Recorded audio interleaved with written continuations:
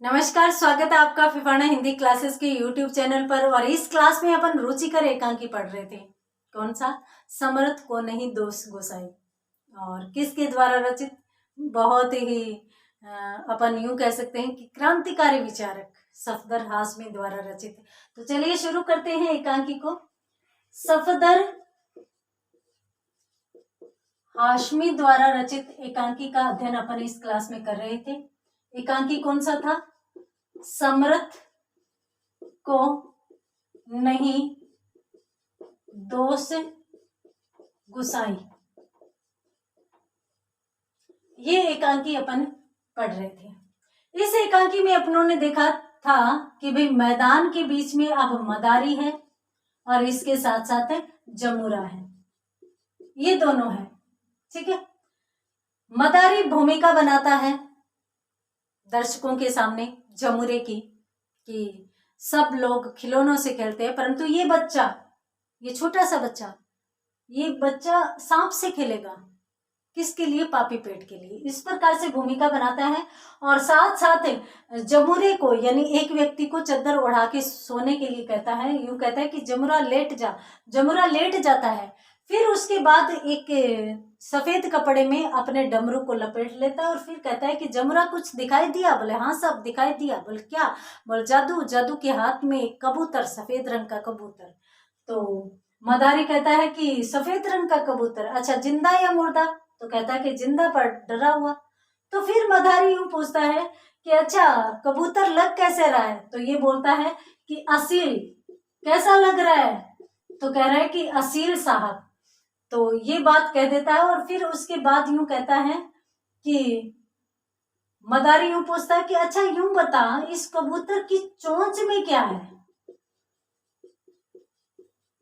चोंच में क्या है? तब जमुरा कहता है कि साहब राशन कार्ड, राशन कार्ड है इसकी चोंच में। तो फिर मदारी कहता है कि ये क्या होता है? ये कौन सा कार्ड होता है? ये क्या होता है? तो जमुरा उसे राशन कार्ड के बारे में बताता है कि भाई राशन कार्ड एक प्रकार का पंजीयन होता है जिसके माध्यम से जो गरीब किसान लोग होते हैं उनको राशन बांटा जाता है, जिनको राशन दिया जाता है। घी चावल दूध घी चावल गेहूं वगैरह दी जाती है। यहाँ पर वह इस प्रकार का सामान्यतः राशन कार्ड से चावल, चीनी, गेहूं, चने, दाल इस प्रकार की चीजें मिलती हैं। तो इसलिए इसी प्रकार का उल्लेख जमुरा करता है। तो मदारी कहता है कि अच्छा इस प्रकार से राशन कार्ड से राशन मिल जाता है, पेट भरने का सामान मिल जाता है। तो जमुरे तू भी राशन कार्ड बनवा ले। तो जमुरा खड़ा होने लगता है कि अब मैं खड़ा हो जाऊं? तो बोले कि क्या हुआ? हुआ क्या? तू बात ही ऐसी कर रहा है। बोले कैसी बात कर रहा हूं? कि जो राशन कार्ड बनते हैं वो स्थायी लोगों के बनते हैं, जिनके घर होते हैं, जिनके परिवार होते हैं, जो एक जगह रहते हैं। हम एक जगह रहने वालों में नहीं है, हम दर दर घूमते रहते हैं तो हमारा राशन कार्ड भी नहीं होता। तो मदारी कहता है कि अच्छा ठीक है, अच्छा तो एक काम कर। तो कौन सा काम करे? तो बोले तो दर्शकों के लिए है ना, तो दर्शकों के लिए आटे और चावल की व्यवस्था कर। फिर जमुरा खड़ा होने को होता है कि आज के बाद तू मेरा गुरु नहीं, मैं तेरा शिष्य नहीं। आपको मैं बता देती हूँ पहले ही कि ये जो जमुरा खड़ा हो रहा है, ये इसे जवाब दे रहा है, ये नाटक के अंश है। इन दोनों में किसी प्रकार का विवाद नहीं है। इसी प्रकार से नाटक को प्रदर्शित करना है, ये दिखावा करना है, ये बोलना है कि तू मेरा गुरु नहीं, मैं तेरा शिष्य नहीं। क्यों? क्योंकि यहाँ पर सरकारों की आपसी विचारधारा को दर्शाया जा रहा है। तो यहाँ पर आप देख भी लीजिए, जैसे ही मदारी को जमुरा यूं कहता है कि तू मेरा गुरु नहीं, मैं तेरा शिष्य नहीं, तो मदारी यूं कहता है कि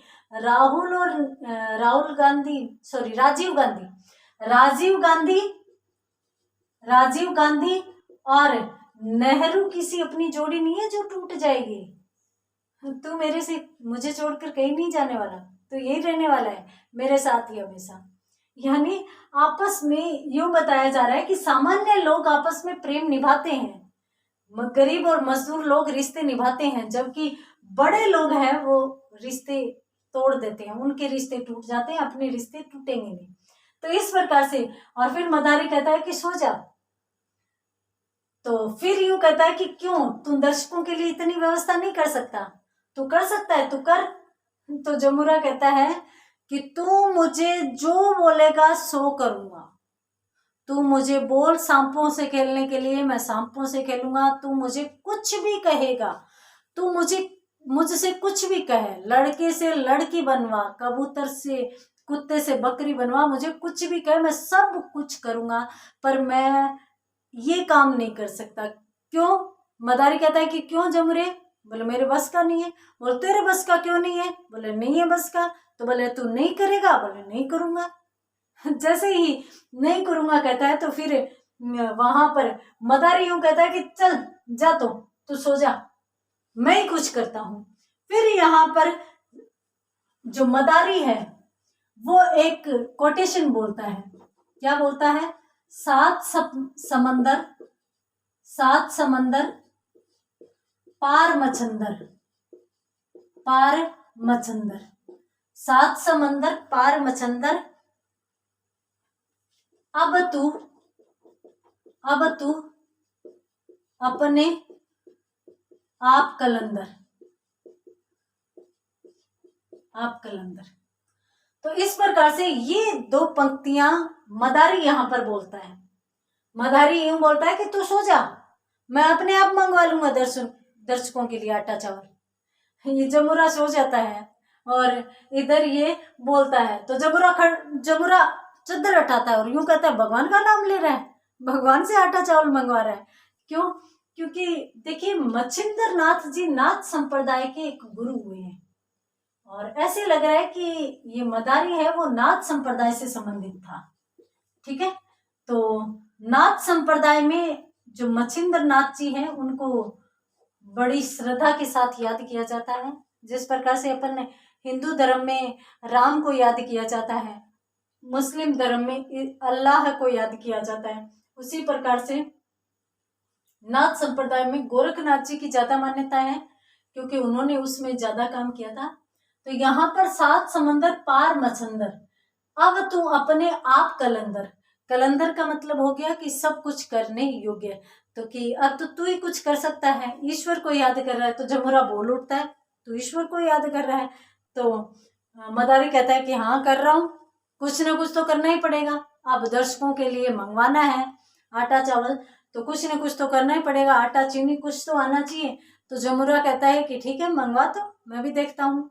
ये किसी का बस का नहीं है, ये ईश्वर के भी बस का नहीं है कि दर्शकों के लिए या गरीबों के लिए आटा चीनी ला सके। तो यहाँ पर मदारी कहता है कि अच्छा ये बात है। तो फिर वो बार बार बोलता जा रहा है, ये मंत्र भी बोलता जा रहा है, परंतु कहीं से भी आटा चीनी नहीं आती। तो जमुरा कहता है क्या हुआ, तू मंगवा रहा था ना? तो मदारी कहता है कि तू कुछ कर, मेरे से तो कुछ नहीं होता।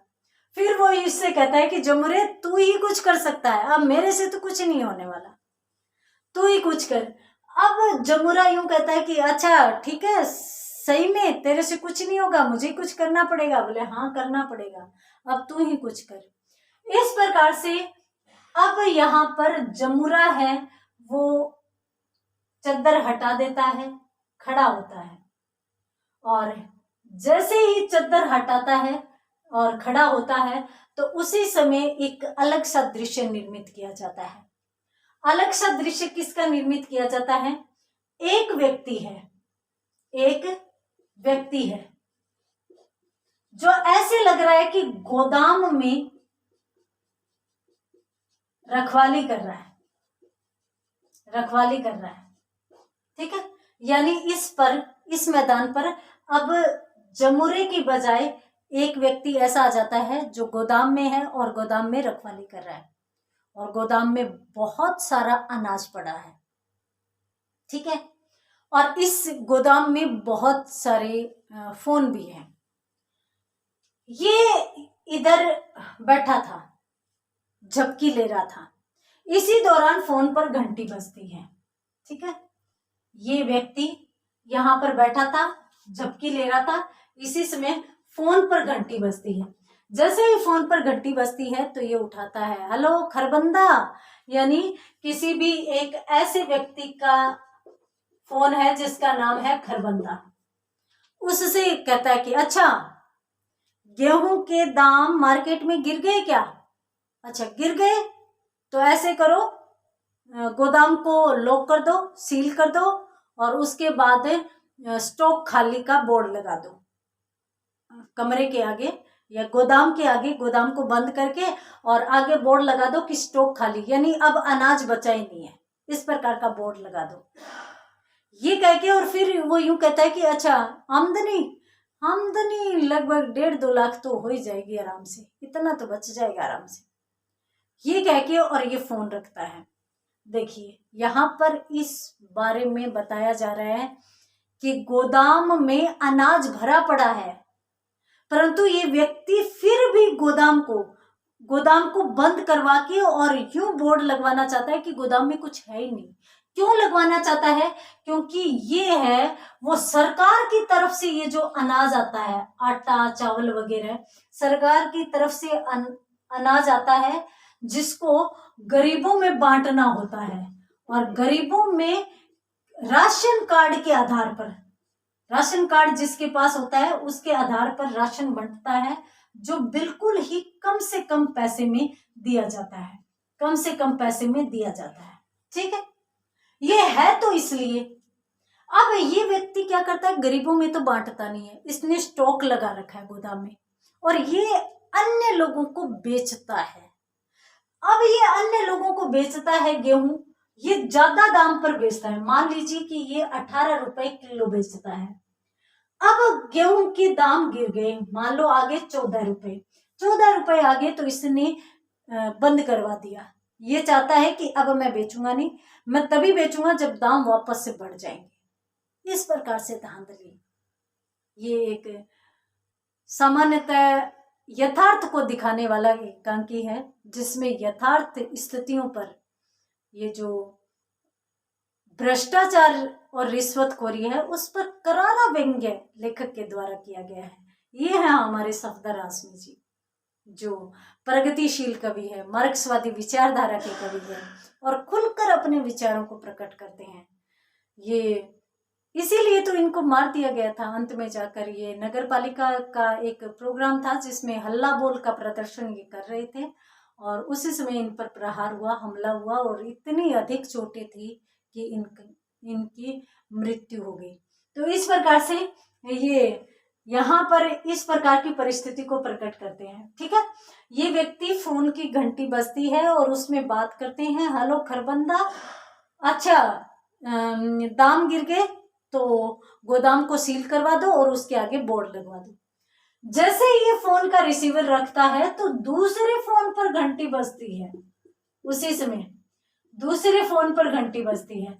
दूसरे फोन पर जैसे ही घंटी बजती है तो ये दूसरे फोन को जाकर उठाता है, हेलो, हाँ इंस्पेक्टर साहब, आप बड़े भैया हमारे ही गोदाम पर छापा मारने लग गए, क्या बात है, हमारे वाला गोदाम ही मिला था क्या आपको छापा मारने के लिए?